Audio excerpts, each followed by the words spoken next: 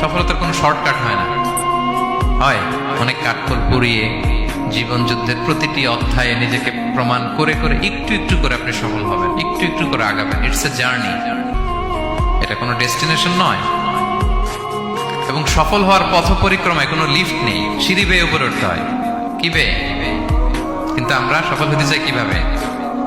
Direct 100 তলায় আমি সফল, উপরে সবার উপরে আমি, এইভাবে চাই সফলতাটা। সবার উপরে উঠে যাব, গোল্ড মেডেল গলায় পরাই দিবে, আমরা সাকসেসফুল না। সফলতার রাস্তায় কোনো লিফট থাকে না। কি দিয়ে উঠতে হয়?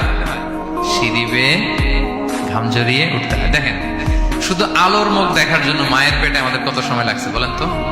জাস্ট একটু লাইট, হ্যাঁ, 9 মাস 10 মাস সময় লাগছে শুধু একটু আলো দেখবো আমরা।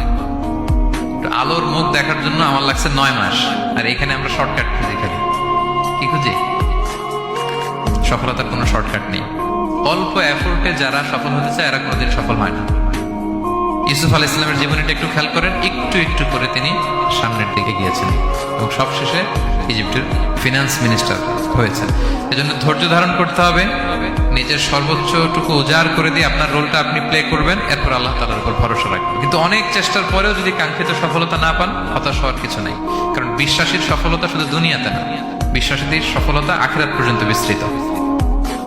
ওইটা আসল সফলতা।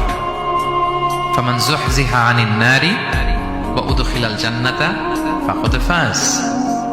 যে জাহান্নাম থেকে মুক্তি পেল, জান্নাতের নিশ্চয়তা পেল, সেই সফল। আমরা যেন সেই সফলতার জন্য অপেক্ষা করি, আমরা যেন দুনিয়া আখিরাত উভয় জাহানে সফল হতে পারি। আল্লাহ তাআলা আমাদের সবাইকে কথাগুলো বোঝার ও আমল করার তৌফিক দান করুন। হাযা মা ইনদি ওয়াল ইলমু ইনদাল্লাহ।